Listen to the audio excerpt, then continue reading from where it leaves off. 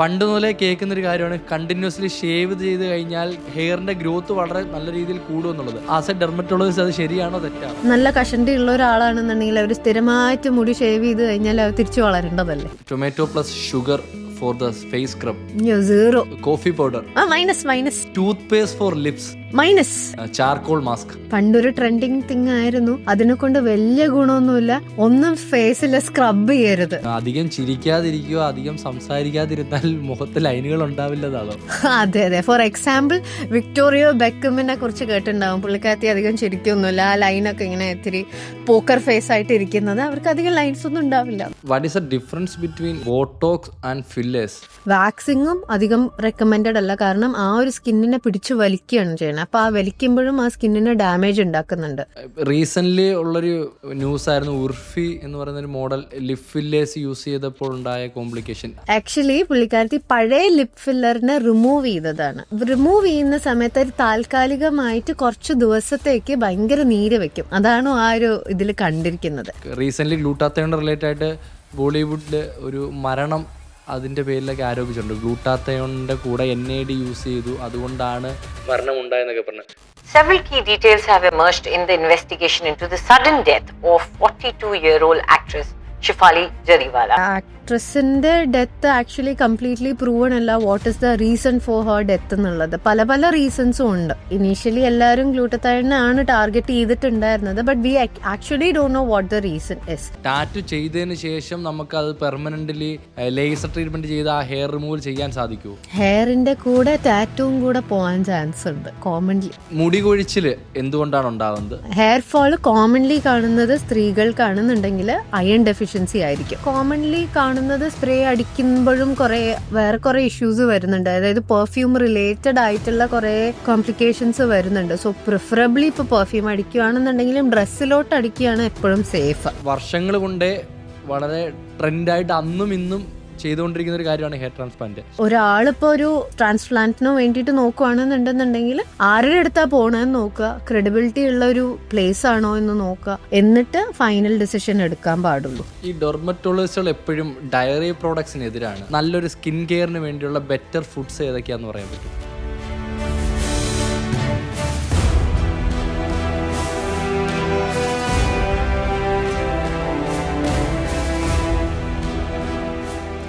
Hydrafacial is actually ഒരു മെഡിഫേഷ്യൽ ആണ്. അതൊരു ഹൈഡ്രാഫേഷ്യൽ എന്ന് പറയുന്ന ഒരു കമ്പനിയുടെ ഒരു മെഷീൻ, അതൊരു ട്രേഡ് മാർക്ക് പേരാണ് ഹൈഡ്രാഫേഷ്യൽ. സോ ബേസിക്കലി അതെന്താ ചെയ്യണമെന്ന് വെച്ചാൽ സ്കിന്നിൻ്റെ ഈ പുറമേയുള്ള സ്കിന്നിനെ സക്ഷൻ വഴി ഡെഡ് സെൽസിനെ റിമൂവ് ചെയ്യും. ഹൈഡ്രാഫേഷ്യൽ ആസ് സച്ച് കുറച്ച് സീറംസ് ഇൻഫ്യൂസ് ചെയ്യും. അതായത് ആ പോറിൽ കുറച്ച് സീറംസ് ഇൻഫ്യൂസ് ചെയ്യും. അതേപോലെ തന്നെ കുറേ LED ഉണ്ട്. അങ്ങനെ കുറേ ഒരു മൾട്ടിപ്പിൾ സ്റ്റെപ്സ് വരുന്ന ഒരു പ്രോസസ്സാണ് ഈ ഹൈഡ്രാഫേഷ്യൽ എന്ന് പറയുന്നത്. അപ്പം ആ ഒരു പർട്ടിക്കുലർ കമ്പനിയുടെയാണ് ആ ഒരു സാധനം. അല്ലാതെ കുറേ മെഡിഫേഷ്യൽസ് ബേസിക്കലി എല്ലാം ഇൻവോൾവ് ചെയ്യുന്നത് ഒരു എക്സ്ഫോളിയേഷനും ഹൈഡ്രേഷനും ഒക്കെ തന്നെയാണ്. അതിപ്പോൾ പക്ഷെ ഭയങ്കര ട്രെൻഡിങ് ആയിട്ടുള്ള ഒരു മെഷീനാണെന്നേ ഉള്ളൂ. ഹൈഡ്രാഫേഷ്യൽ ചെയ്യുന്നത് എക്സ്ഫോളിയേഷൻ ആണല്ലേ? Exfoliation plus hydration. അതായത് ആ വെള്ളം സീറം സ്കിന്നിലോട്ട് ഇത്രയും കൂടെ ഡീപ്പർ ആയിട്ട് പോവുകയും ചെയ്യും. ഇപ്പോൾ ഒരു താൽക്കാലികമായിട്ട് ആ ഡെബ്രി ഒക്കെ കംപ്ലീറ്റ്ലി പോവും. അതാണ് അതിനെ കൊണ്ട് ചെയ്യുന്നത്. അപ്പോൾ ജസ്റ്റ് ഒരു സക്ഷൻ ആണെന്നുണ്ടെങ്കിലും ബേസിക്കലി അത് ആ ഒരു ഇംപ്യൂരിറ്റീസും ഡേർട്ടും ഡീപ്പ് ലെയറിൽ ഉണ്ടെന്നുണ്ടെങ്കിൽ അത് വലിച്ചെടുക്കും. അതായത് ആദ്യം വെള്ളം ഉള്ളിലോട്ട് പോയിട്ട് ആ വെള്ളം പുറത്ത്, ഇതെല്ലാം സൂപ്പർഫിഷ്യലി നടക്കുന്ന കാര്യമാണ്. പക്ഷെ കമ്പാരിറ്റീവ്ലി ഇത്തിരിയും കൂടെ ഡീപ്പർ ആയിട്ട് പോകും എന്നുള്ളൊരു ഡിഫറൻസേ ഉള്ളൂ.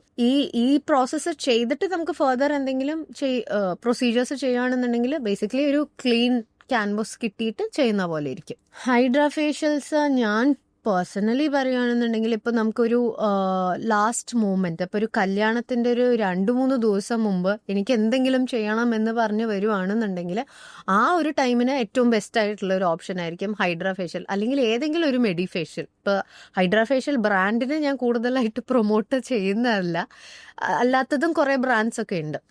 ഓക്കെ, അപ്പോൾ അങ്ങനത്തെ ഒരു പ്രൊസീജിയർ ചെയ്യുവാണെന്നുണ്ടെന്നുണ്ടെങ്കിൽ ഇപ്പോൾ 2-3 ദിവസം മുമ്പ് ചെയ്യുവാണെന്നുണ്ടെങ്കിൽ ഡൗൺ ടൈം കുറവാണ്. അതായത് കൂടുതലായിട്ട് റെഡ്നെസ്സും കാര്യങ്ങളൊന്നും വരില്ല. അപ്പോൾ ഒരു ഫംഗ്ഷന്റെ തൊട്ട് മുമ്പ് സേഫ് ആയിട്ട് ചെയ്യാൻ പറ്റുന്ന ഒരു കാര്യമാണ് ഇതൊക്കെ. ഒരു മെഡിക്കൽ പ്രൊഫഷണലിൽ ചെയ്യേണ്ട ആവശ്യമുണ്ടോ ഈ ഹൈഡ്രാ ഫേഷ്യൽ എന്ന് പറയുന്ന treatment? Hydra facial usually technicians ആണ് ചെയ്യുന്നത്. They are more trained than us actually. Hydra facial ഒരു ലോങ് ടേം പണിയാണ്. It will take from 15 minutes to 1 hour അത്ര എടുക്കാറുണ്ട്. യൂഷ്വലി ടെക്നീഷ്യൻസ് ആണ് ചെയ്യാറ്. ഹിർസുറ്റിസത്തിന്റെ കേസിൽ നമ്മൾ സംസാരിച്ച ഒരു കാര്യം ചോദിക്കാൻ വിട്ടുപോയത്, continuous use of shaving methods ഉണ്ടല്ലോ, അതായത് ഷേവ് ചെയ്യുക, ട്രിം ചെയ്യുക എന്നുള്ളത്. ശരിക്കും ഇത് ചെയ്യുന്നതുകൊണ്ട് എന്തെങ്കിലും ഇഷ്യൂസ് സ്കിന്നിന് ഉണ്ടാവാമോ? സ്ഥിരമായിട്ട് ഷേവ് ചെയ്ത് കഴിഞ്ഞാൽ പ്രോപ്പർ മെത്തേഡ് ഓഫ് ഷേവിങ് ആണെന്നുണ്ടെങ്കിൽ കുഴപ്പമില്ല. അല്ലാത്തതാണെന്നുണ്ടെങ്കിൽ സ്ക്രാച്ചസ്, ഇറിറ്റേഷൻ, ഫോളിക്കുലൈറ്റിസ് ഒക്കെ വരാം. അപ്പോൾ ഒരു പ്രോപ്പർ ഷേവിങ് എന്താ എന്നുള്ളതാണെന്നുണ്ടെങ്കിൽ ഷേവ് ചെയ്യുകയാണെങ്കിൽ ആദ്യം ഒന്ന് സ്കിന്ന് മോയ്സ്ചറൈസ് ചെയ്യുക, അല്ലെങ്കിൽ ഇത്തിരി ഈ ക്ലെൻസിങ് എന്തെങ്കിലും സ്ലൈഡ് ചെയ്യാൻ പറ്റുന്ന ഒരു സാധനം. അതൊരു മോയ്സ്ചറൈസർ ആയാലും മതി, അത് വെള്ളം തൊട്ടാലും മതി. അല്ലെങ്കിൽ ഈ ഷേവിങ് ക്രീം പോലത്തെ ആണെന്നുണ്ടെങ്കിൽ ബേസിക്കലി സ്മൂത്തൻഡ് ആയിട്ടുള്ള ഒരു സർഫസ് ആയിരിക്കും അതിന് വേണ്ടിയിട്ട്.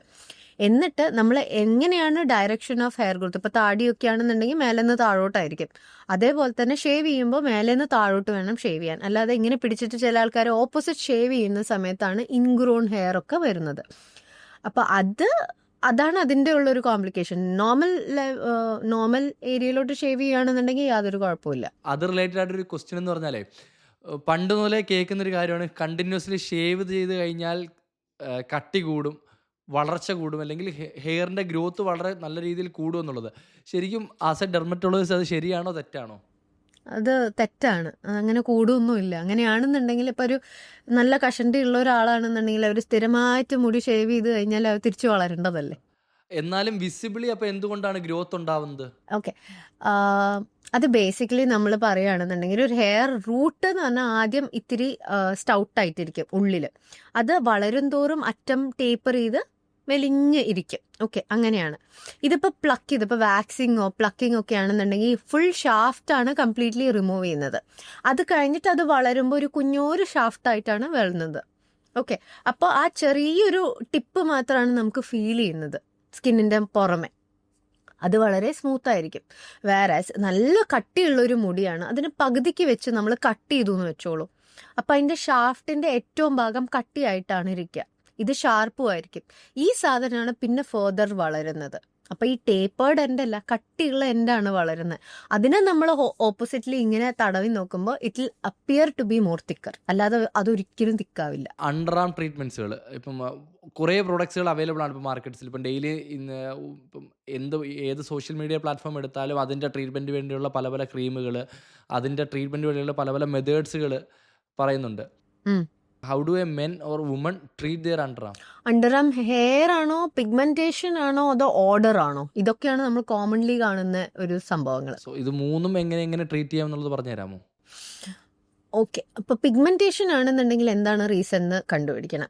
അക്കാന്തോസിസ് നൈഗ്രിക്കൻസ് എന്ന് പറഞ്ഞിട്ടുള്ള ഒരു കണ്ടീഷൻ ഉണ്ട്. നമ്മുടെ PCOS വരുന്നൊരു കണ്ടീഷനാണ്. സ്കിൻ തിക്കനിങ് വരുന്നതാണ്.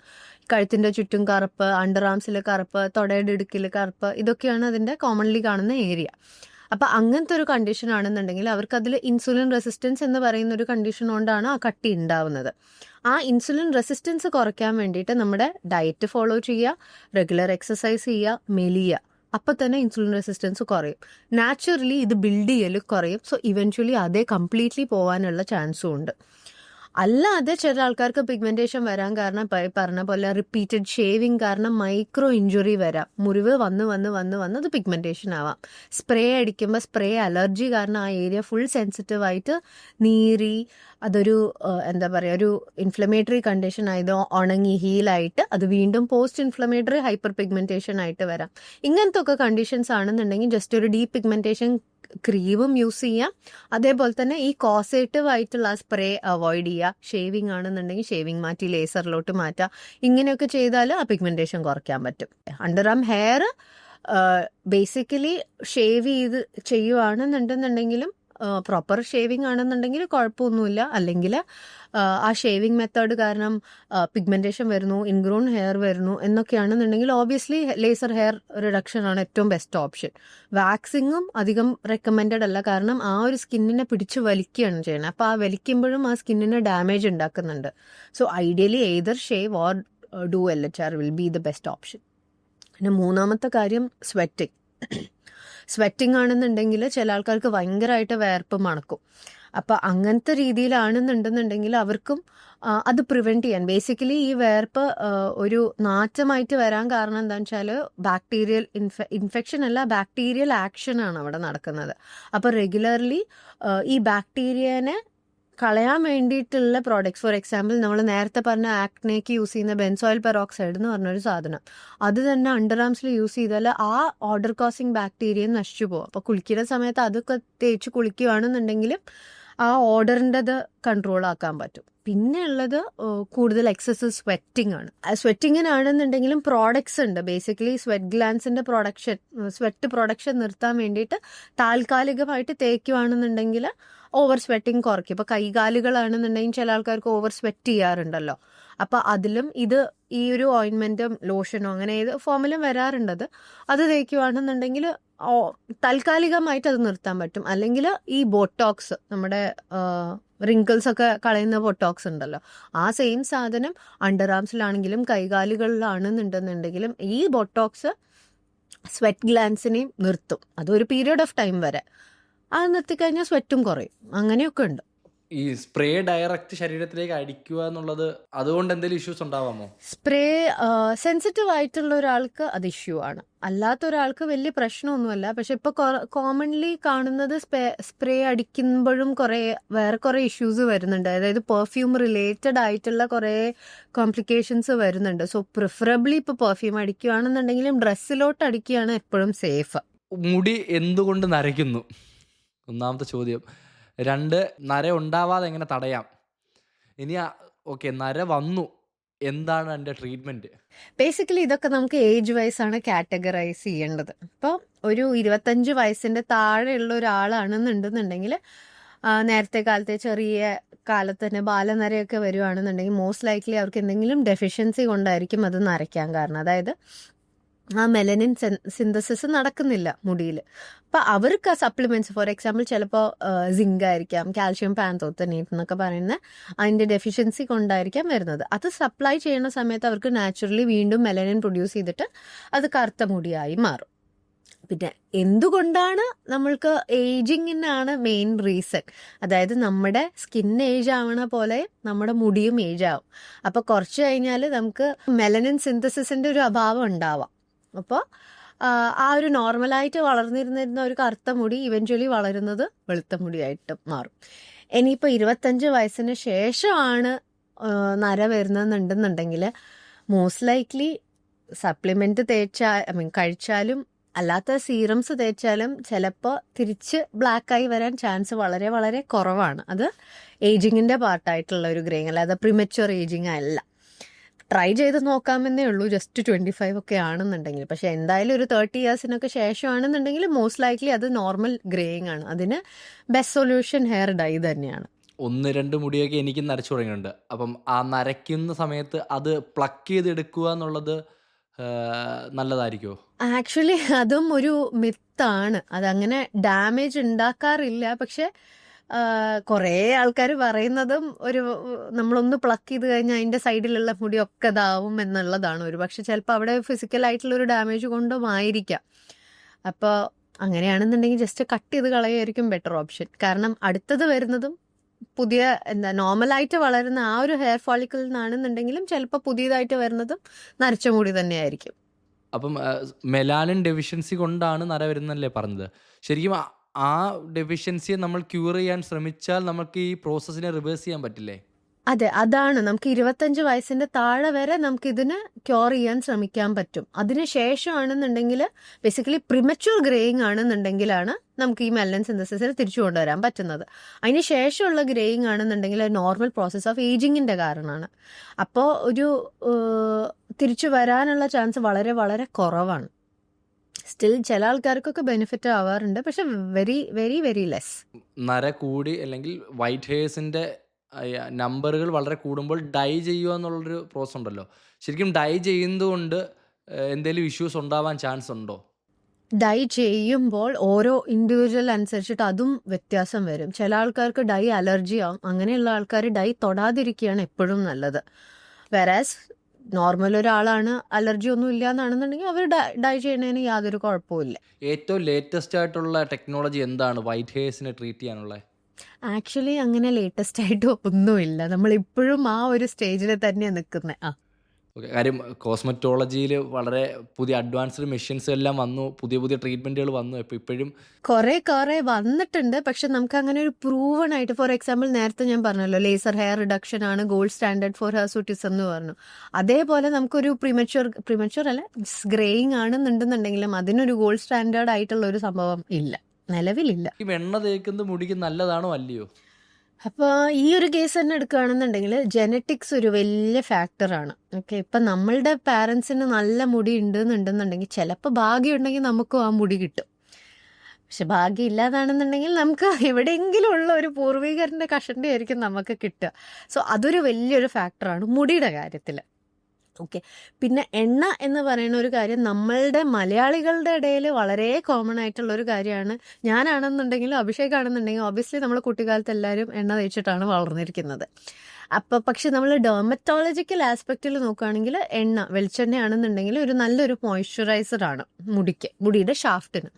അപ്പോൾ അത് പക്ഷെ പഴയതുപോലെ സ്ഥിരമായിട്ട് തേച്ച് കിടന്നുറങ്ങുക അങ്ങനെയൊന്നും നമ്മൾ റെക്കമെൻഡ് ചെയ്യുന്നില്ല. അപ്പം നമ്മളുടെ രീതിയിലാണെന്നുണ്ടെങ്കിൽ ഒരു 10-20 മിനിറ്റൊക്കെ തേച്ചിട്ട് അത് കഴുകി കളയുക, അതായത് ഷാമ്പൂ ഇട്ടിട്ട് വാഷ് ചെയ്ത് കളഞ്ഞാൽ നല്ലൊരു മോയ്സ്ചറൈസ്ഡ് എഫക്റ്റ് കിട്ടും. നല്ല ഒരു ഗുഡ് കണ്ടീഷണറായിട്ട് യൂസ് ചെയ്യണതിന് യാതൊരു തെറ്റുമില്ല. മുടി കൊഴിച്ചിൽ എന്തുകൊണ്ടാണ് ഉണ്ടാകുന്നത്? ആസ് ഓഫ് ഏജിങ് എന്നൊരു ഫാക്ടർ നമുക്ക് മനസ്സിലാക്കാം. സോ അതല്ലാതെ എന്തൊക്കെയാണ് ഫാക്ടേഴ്സ്? അത് എങ്ങനെ നമുക്ക് ഈ മുടി കൊഴിച്ചിൽ അല്ലെങ്കിൽ ഹെയർ ഫാളിനെ ട്രീറ്റ് ചെയ്യാൻ പറ്റും? ഹെയർ ഫാൾ ഉണ്ടാവാതിരിക്കാൻ നമുക്ക് എന്തൊക്കെ പ്രിക്കോഷൻസ് എടുക്കാൻ പറ്റും? ഓക്കെ, ഹെയർ ഫാൾ കോമൺലി കാണുന്നത് സ്ത്രീകൾക്കാണെന്നുണ്ടെങ്കിൽ അയൺ ഡെഫിഷ്യൻസി ആയിരിക്കും. ഓക്കെ, അപ്പോൾ due to heavy menstrual bleeding ഒക്കെ ആയിരിക്കും കോമൺലി കാണുന്നത്, അല്ലെങ്കിൽ ഡയറ്ററി ഇൻസഫിഷ്യൻസി ഓഫ് അയൺ ആയിരിക്കാം. പിന്നെ അല്ലാത്തൊരു കോമൺ റീസൺ ഇപ്പോൾ കാണുന്നത് B12 ആണെന്നുണ്ടെങ്കിലും വൈറ്റമിൻ D ആണെന്നുണ്ടെങ്കിലുള്ള ഡെഫിഷ്യൻസീസ്, അതൊരു റീസൺ. പിന്നെ തൈറോയിഡ് ഇഷ്യൂസ്, ഇപ്പോൾ ഹൈപ്പോ തൈറോയിഡൊക്കെ ആണെന്നുണ്ടെന്നുണ്ടെങ്കിലും മുടി കൊഴിയാൻ ചാൻസ് ഉണ്ട്. വേറൊരു കോമൺ റീസൺ ആണ് PCOD. അതിൽ ടെസ്റ്റോസ്റ്ററോൺ കൂടുമ്പോൾ താടി മുടിയൊക്കെ വളരും, പക്ഷേ ഉള്ള തലയിലുള്ള മുടി പോവുകയും ചെയ്യും. അപ്പോൾ മോസ്റ്റ് കോമൺലി ഇതൊക്കെയാണ് കോമൺലി കാണുന്ന ഓരോരോ കാര്യം. അത് റിലേറ്റഡ് ആയിട്ടുള്ള ബ്ലഡ് ടെസ്റ്റ് ചെയ്യുകയാണെന്നുണ്ടെങ്കിൽ നമുക്ക് ഫൈനലി ഒരു കൺക്ലൂഷനിൽ എത്താം. അല്ലാത്തതാണ്, ഇതിലൊന്നും വരുന്നില്ല എന്നാണെന്നുണ്ടെങ്കിൽ നമ്മൾ ജെനറ്റിക്സ് നോക്കുന്ന സമയത്ത് മിക്കവാറും അത് ജെനറ്റിക്കലി കിട്ടിയ ഒരു ഗിഫ്റ്റ് ആയിരിക്കും.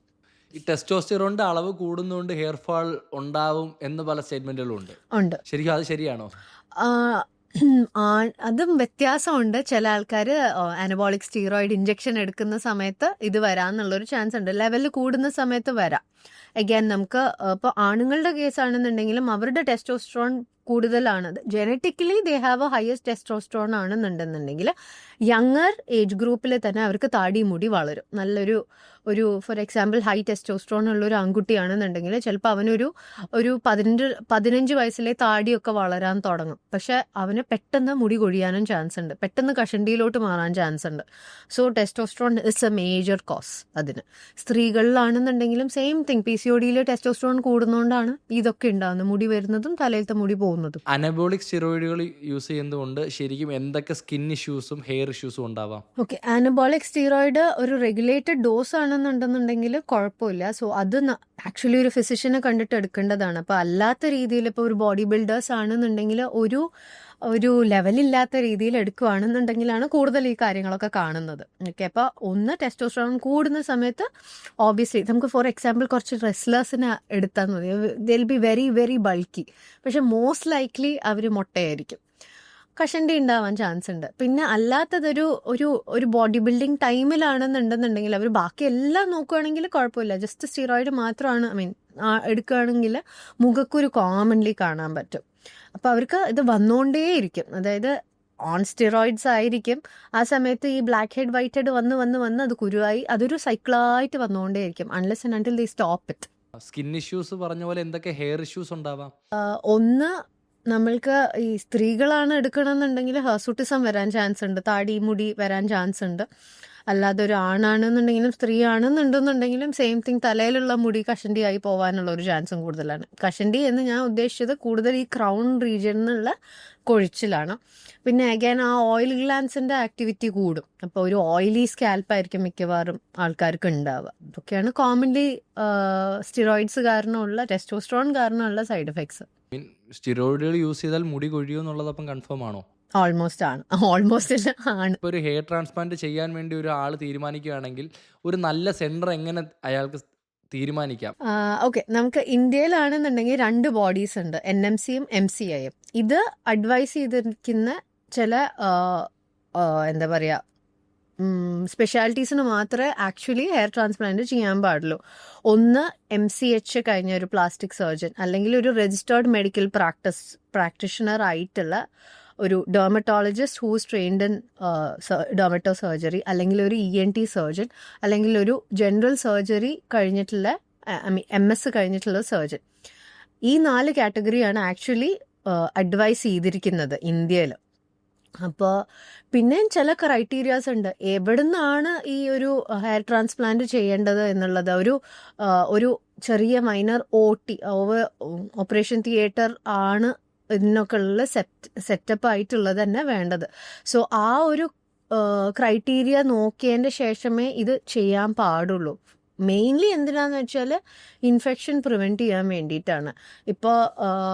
ഇപ്പം നമ്മളുടെ റീസെൻ്റ് ആയിട്ടുള്ള കേസാണെന്നുണ്ടെന്നുണ്ടെങ്കിലും ഭയങ്കരമായിട്ട് ഒരു ഇൻഫെക്ഷൻ വന്നതാണ്. അതൊരു വലിയൊരു മിസ്ഹാപ്പ് തന്നെയാണ് സംഭവിച്ചത്.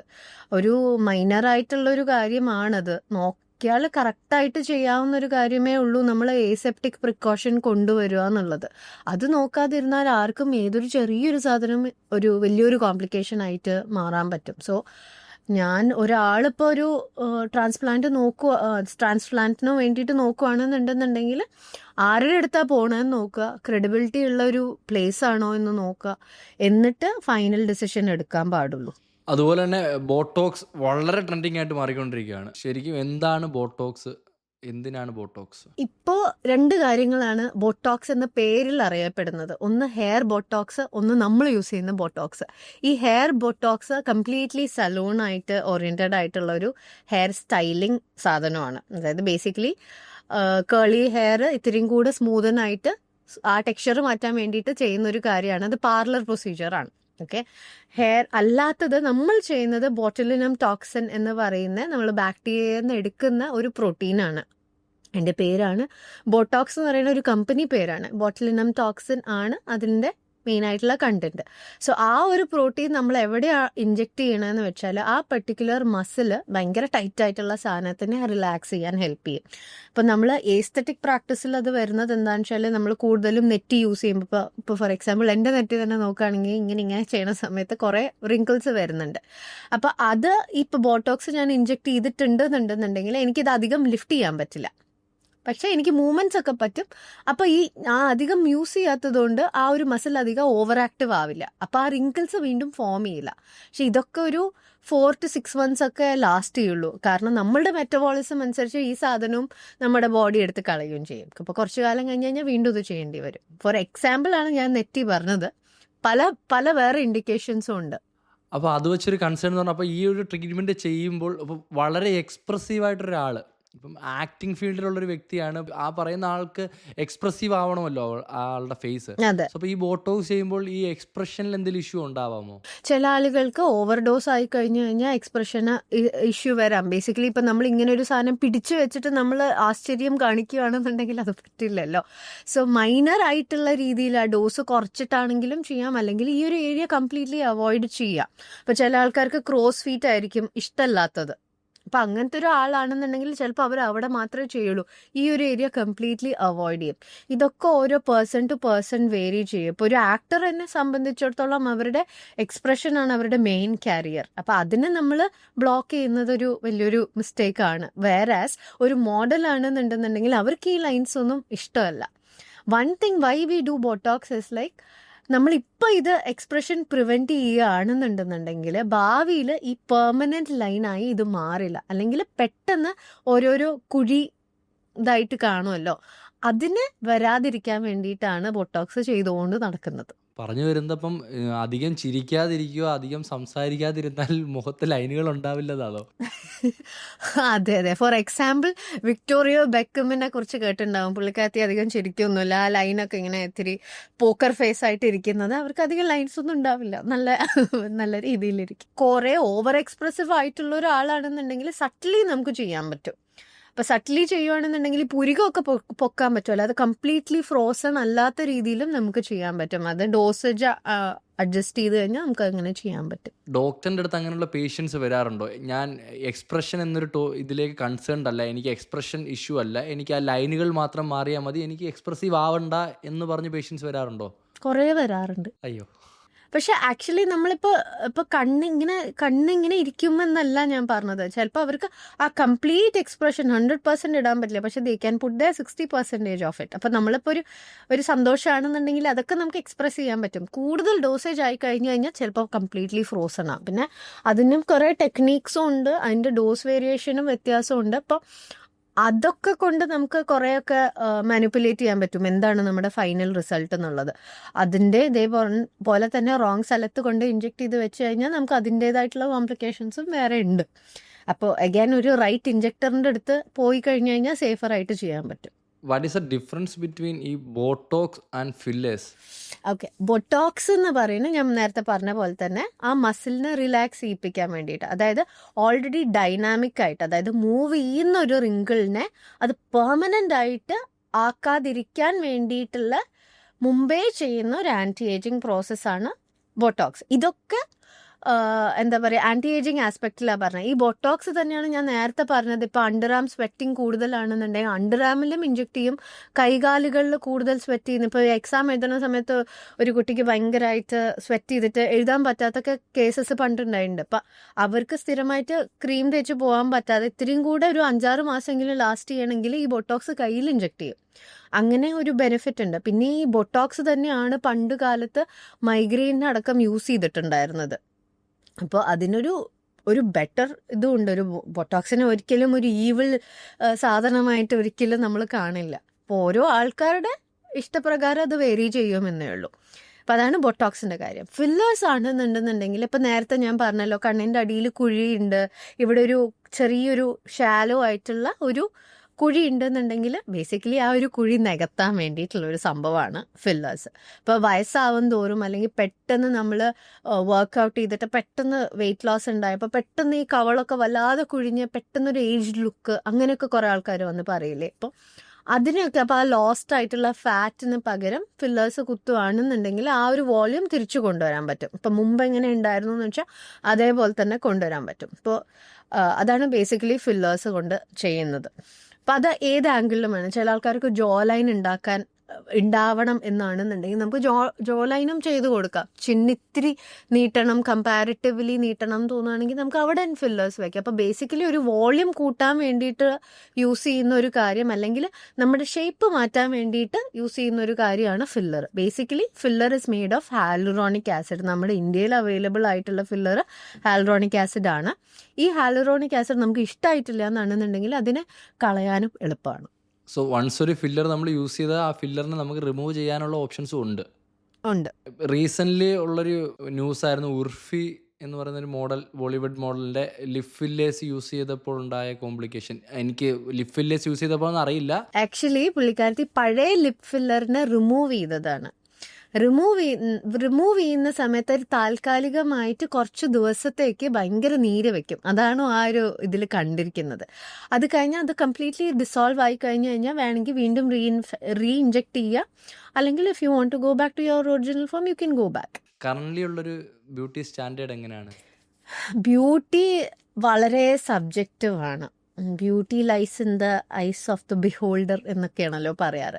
അപ്പം നമ്മളുടെ ഇവിടുത്തെ കേരളത്തിലെ സൗന്ദര്യം ഇന്നത്തെ സൗന്ദര്യം അല്ലായിരുന്നു ഒരു 30 വർഷം മുമ്പുള്ള സൗന്ദര്യം ഇത് അതൊരു എപ്പോഴും വേരി ചെയ്തുകൊണ്ടിരിക്കുന്ന ഒരു കാര്യമാണ്. കോമൺലി നമ്മൾ ഇപ്പോൾ പ്രാക്ടീസിൽ വരുവാണെന്നുണ്ടെങ്കിൽ ഒരു ഗോൾഡൻ റേഷ്യോ എന്നൊക്കെ പറയുന്ന ഓരോ കാര്യമുണ്ട്. അതായത് ഫോർ എക്സാമ്പിൾ നെറ്റിയുടെ എത്രത്തോളം വിട്ടുണ്ട് അത്ര തന്നെ ഇവിടെ ഇതുവരെ വേണം, അത് കഴിഞ്ഞിട്ട് അത്രയും തന്നെ താടിയിലും വേണം. അപ്പോൾ ആ ഒരു ഗ്യാപ്പൊക്കെ ഈക്വൽ ആവണം. കണ്ണിവിടെ ആവണം, ചുണ്ടിനൊരു പെർട്ടിക്കുലർ റേഷ്യോ ഉണ്ട്.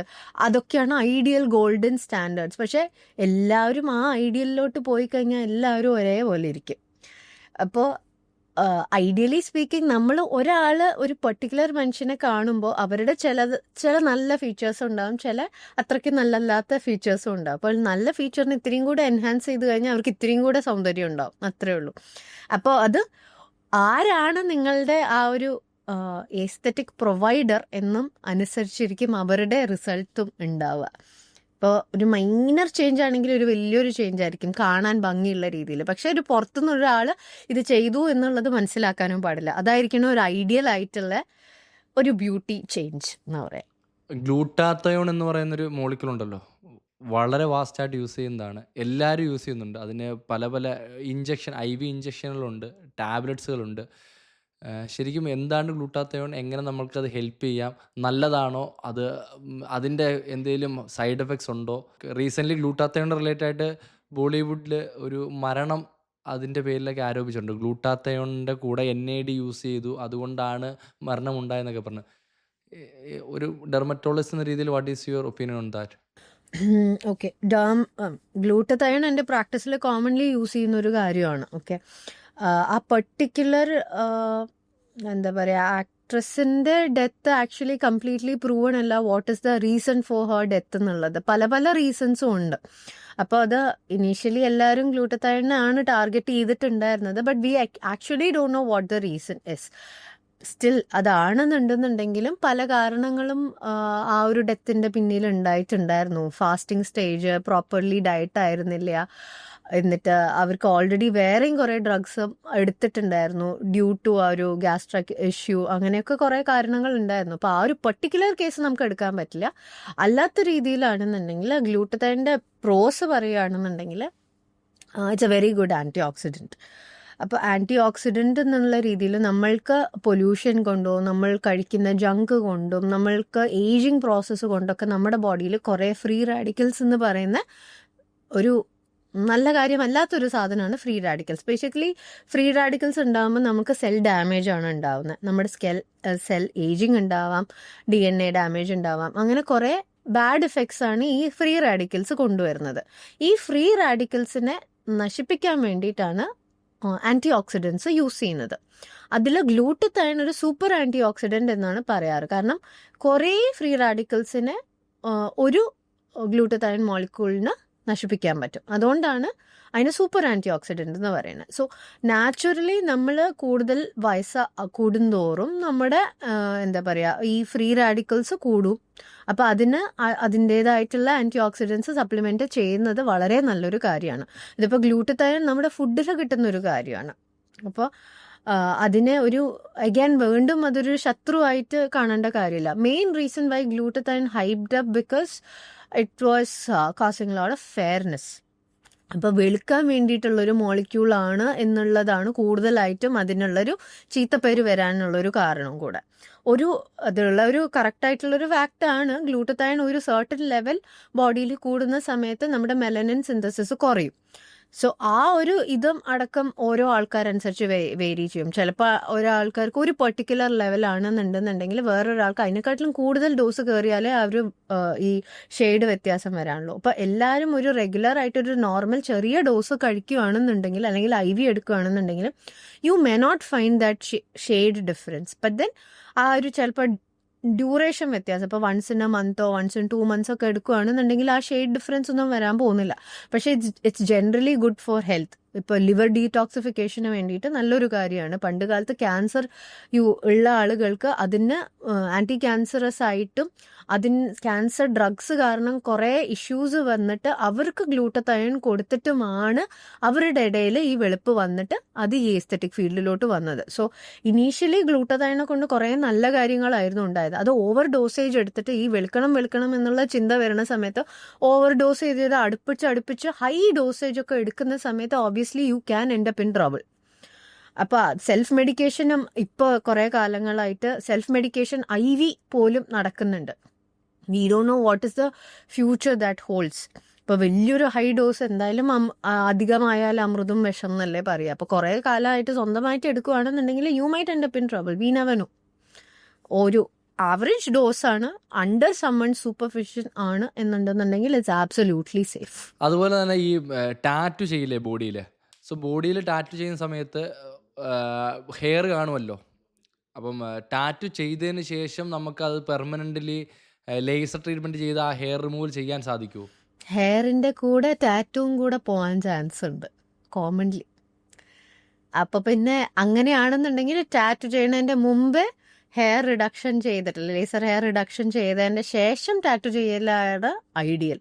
അല്ലാതെ അതിന് ശേഷമാണെന്നുണ്ടെങ്കിൽ എൻ്റെ പിഗ്മെൻറ്റും കൂടെ പോകും. കാരണം എന്താ വെച്ചാൽ ഈ ലേസർ ഹെയർ റിഡക്ഷൻ്റെ ലേസർ ടാർഗറ്റ് ചെയ്യുന്ന കറുത്ത സെല്ലിനെയാണ്. അതായത് കറുത്ത ഹെയർ സെൽ, സ്റ്റെം സെൽസിലെ ഹെയർ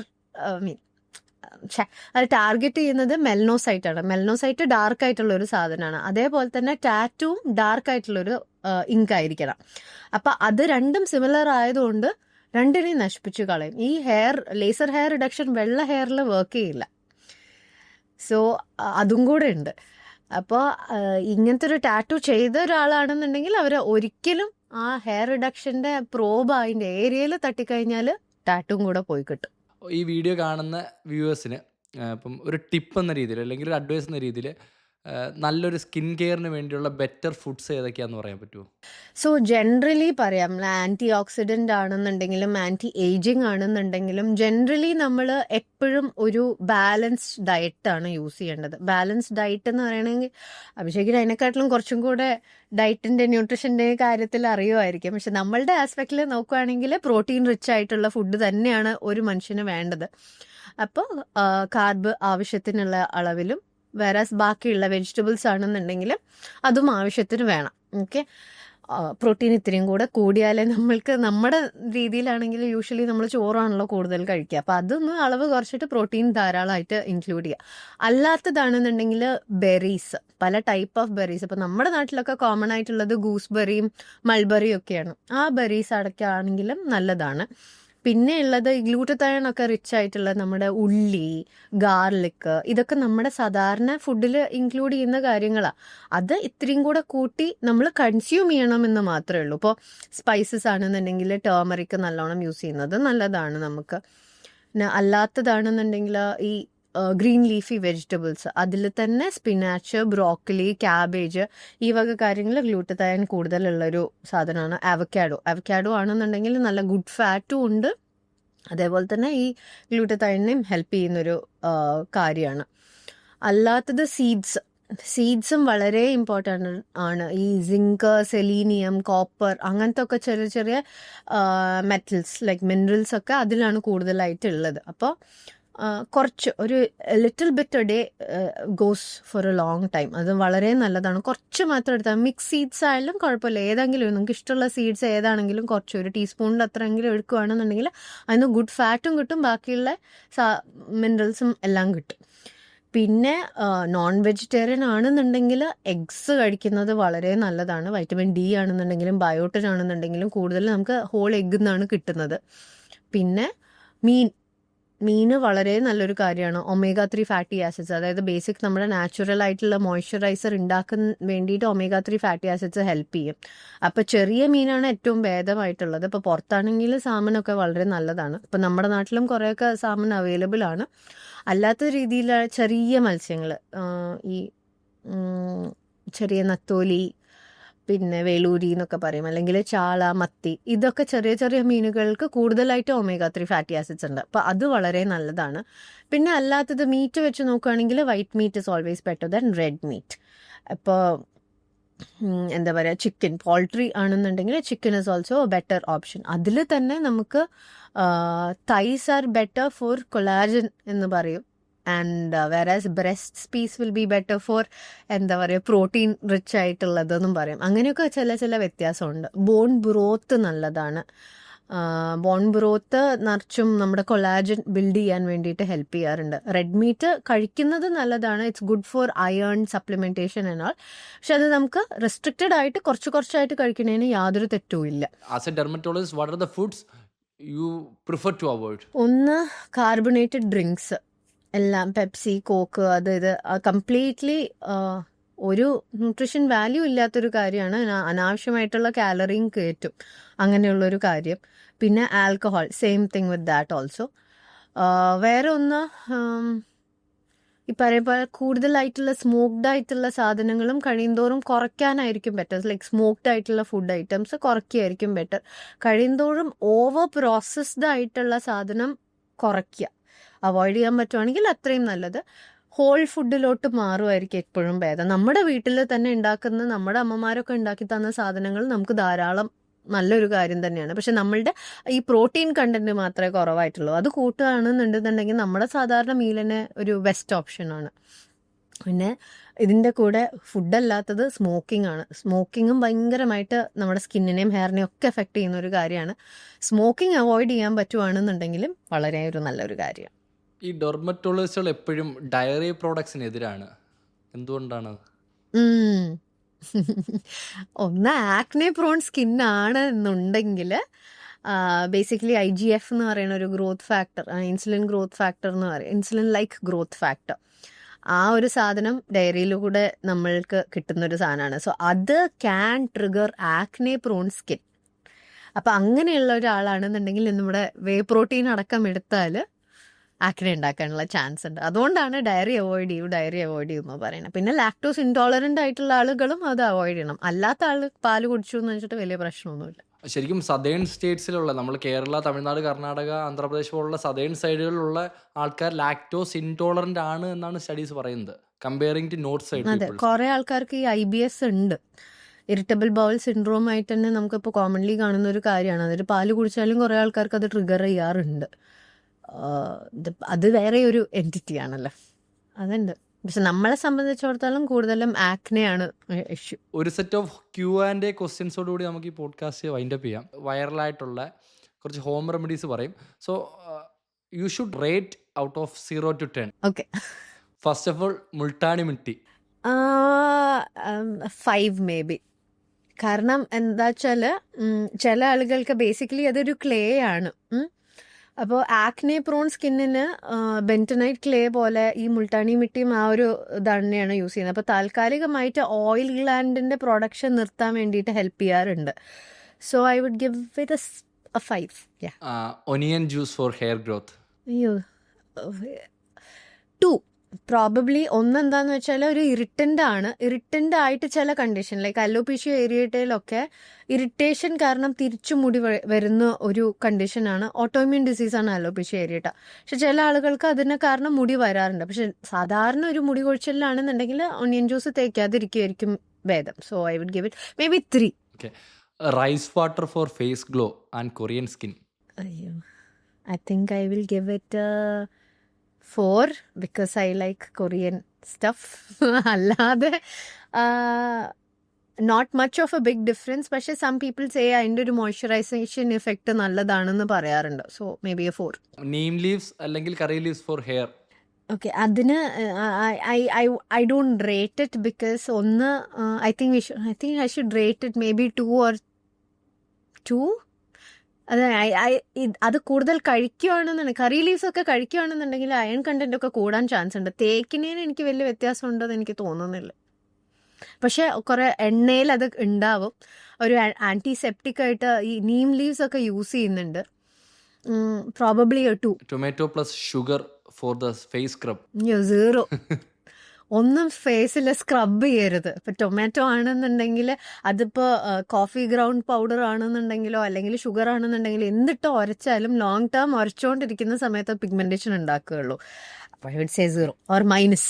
അതേ ചോദ്യം അടുത്തത് coffee powder. Minus. Toothpaste for lips. Minus.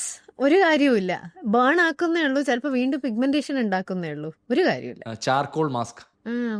പണ്ടൊരു ട്രെൻഡിങ് തിങ് ആയിരുന്നു, അതിനെ കൊണ്ട് വലിയ ഗുണമൊന്നുമില്ല. പക്ഷേ മാസ്ക് ഇട്ടിട്ട് അത് പെറിഞ്ഞു പോവുകയാണെന്നുണ്ടെങ്കിൽ അഗൈൻ ഒരു 0, കാരണം അത് വീണ്ടും ഒരു അബ്രേഷനാണ് ഉണ്ടാക്കുന്നത്. അല്ലെങ്കിൽ ജസ്റ്റ് തേച്ചിട്ട് കഴുകിക്കളയാണെന്നുണ്ടെങ്കിൽ there is not going to be much of a difference. Probably 1 mark കൊടുക്കുക. ലെമൺ ജ്യൂസ് ഫോർ ഡാൻഡ്രഫ് 0, വലിയ കാര്യമില്ല.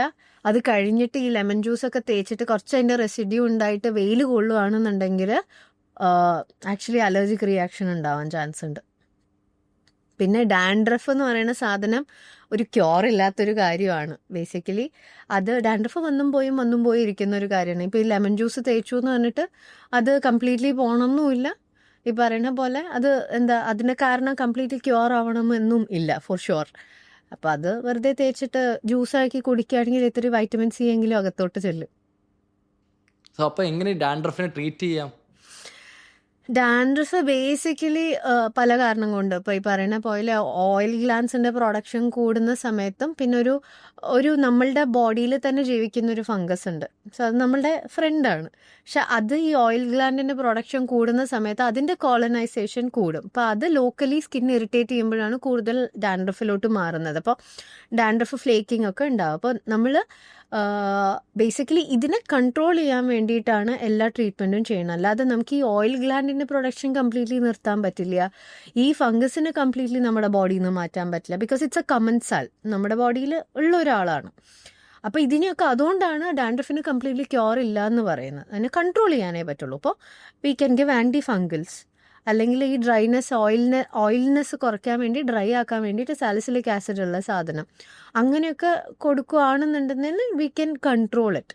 That's it. അല്ലാതെ പ്രിവെൻഷൻ മെയിൻറ്റെയിൻ ചെയ്ത് പോകാനും പറ്റും. അല്ലാതെ complete cure is not there. ഈ ഡാൻഡ്രഫിനെ റിലേറ്റ് ചെയ്ത് തന്നെ ഇപ്പം കണ്ടിന്യൂസ്ലി പുറത്ത് ബൈക്കിൽ യാത്ര ചെയ്യുന്നവരാണെങ്കിൽ ഫുൾ ടൈം ഹെൽമെറ്റ് ഉപയോഗിക്കുന്നു. അപ്പോൾ ഈ ഹെൽമെറ്റ് ഉപയോഗിക്കുന്നതുകൊണ്ട് ഡാൻഡ്രഫ് കൂടും എന്നുള്ളത് ശരിയാണോ? ഹെൽമെറ്റ് സ്ഥിരമായിട്ട് യൂസ് ചെയ്യുകയാണെന്നുണ്ടെങ്കിൽ, ആ ഹെൽമെറ്റ് ക്ലീൻ ചെയ്യാൻ ആണെന്നുണ്ടെങ്കിൽ വലിയ പ്രശ്നം ഉണ്ടാവില്ല. അല്ലെങ്കിൽ ഇഫ് യു ആർ വെയറിങ് ഒരു ക്ലോത്തിൻ്റെ കവറ് കിട്ടുമല്ലോ, അങ്ങനെ യൂസ് ചെയ്യുകയാണെന്നുണ്ടെങ്കിൽ വലിയ ഇഷ്യൂ ഉണ്ടാവില്ല. അല്ലാതെ ആ സ്വെറ്റും ആ ഒരു എല്ലാ ബാക്ടീരിയയും അല്ലാത്ത പോരാത്തതിന് ഫംഗസും എല്ലാം കൂടെ അവിടെ ഇരിക്കുന്ന സമയത്ത് ഇറ്റ് ക്യാൻ കോസ് ചെറിയ ഇൻഫെക്ഷൻസ് അല്ലെങ്കിൽ irritations which can indirectly lead to hair fall. അല്ലാതെ പിന്നെ അത് വലിക്കുന്ന സമയത്തുള്ള പുല്ല് കാരണം കൊണ്ട് അങ്ങനെ പെറിഞ്ഞു പോവാന്നല്ലാതെ എപ്പോഴും നമ്മുടെ തലയിൽ ഹെൽമെറ്റ് ഉണ്ട് എന്ന് വെച്ചിട്ട് മുടി കൊഴിച്ചിലൊന്നും വരില്ല. ബാക്കിയുള്ള കാരണങ്ങൾ കൊണ്ടായിരിക്കും മുടി കൊഴിയുക. സ്കിൻ കെയർ അല്ലെങ്കിൽ സ്കിൻ ഹെൽത്തിന് വേണ്ടിയുള്ള അഡ്വൈസ് ചോദിച്ചാൽ എന്തായിരിക്കും? ഓക്കെ, ഒന്ന് എപ്പോഴും സ്കിൻ കെയറിൻ്റെ കാര്യത്തിലാണെന്നുണ്ടെന്നുണ്ടെങ്കിൽ ബേസിക് ആയിട്ടുള്ളത് നമ്മുടെ നോർമൽ ബാലൻസ്ഡ് ആയിട്ടുള്ള ഡയറ്റ് കഴിക്കുക. പ്രോട്ടീൻ റിച്ച് ആയിട്ടുള്ള കുറേ കളർഫുൾ വെജിറ്റബിൾസ് ഫ്രൂട്ട്സും ഉള്ള ഒരു നോർമൽ ഹെൽത്തി ബാലൻസ്ഡ് ഡയറ്റ് നോക്കുക. നല്ലോണം ഉറങ്ങാൻ പറ്റുവാണെന്നുണ്ടെങ്കിൽ ആവശ്യത്തിന് ഉറങ്ങുക. സ്ട്രെസ്സ് കഴിയുന്തോറും കുറയ്ക്കുക. പിന്നെ അനാവശ്യമായിട്ടുള്ള കാര്യങ്ങൾ നേരത്തെ പറഞ്ഞ പോലെ കുറേയൊക്കെ അവോയ്ഡ് ചെയ്യാൻ പറ്റുവാണെങ്കിൽ അവോയ്ഡ് ചെയ്യുക. ഇത്രയും ചെയ്ത് കഴിഞ്ഞാൽ ഒരു ശരാശരി ഹ്യൂമണിനൊരു നോർമൽ സ്കിൻ ഉണ്ടാവും. പിന്നെ ഇപ്പോൾ ഒരു ക്രീം വെച്ച് നോക്കുകയാണെന്നുണ്ടെങ്കിൽ ഒരു സൺസ്ക്രീൻ ഇടുക. നല്ല വെയിലത്താണെന്നുണ്ടെന്നുണ്ടെങ്കിൽ സൺസ്ക്രീൻ ഇടുക. അല്ലെങ്കിൽ ഇപ്പോൾ അതിനും മടിയാണെന്നുണ്ടെന്നുണ്ടെങ്കിൽ ഒരു തൊപ്പി വെക്കുക, അല്ലെങ്കിൽ സൺസ്ക്രീനിൻ്റെ ജാക്കറ്റ്സ് അല്ലെങ്കിൽ പ്രൊട്ടക്ഷൻ തരുന്ന ക്ലോത്ത് ഉണ്ട്, അതെങ്കിലും ചെയ്താൽ മതി. സോ ഇത്രയെങ്കിലും ചെയ്യുകയാണെന്നുണ്ടെങ്കിൽ ഭയങ്കര വലിയൊരു മടിയനാണെന്നുണ്ടെങ്കിലും നോർമൽ സ്കിൻ ആവും. Thank you so much. നമ്മൾ ഇതുകൊണ്ട് വൈൻഡപ്പ് ചെയ്യാണ്. Thank you so much. Abhishek കുറേ നാളായിട്ടാണെന്നുണ്ടെങ്കിൽ നമ്മൾ ഒരു നല്ലൊരു കോർഡിനേഷൻ ഉണ്ടായിരുന്നു. And I M so GLAAD that I am also A part of cheers fit. Thank you so much for having me here also. It was A wonderful podcast. Thank you so much.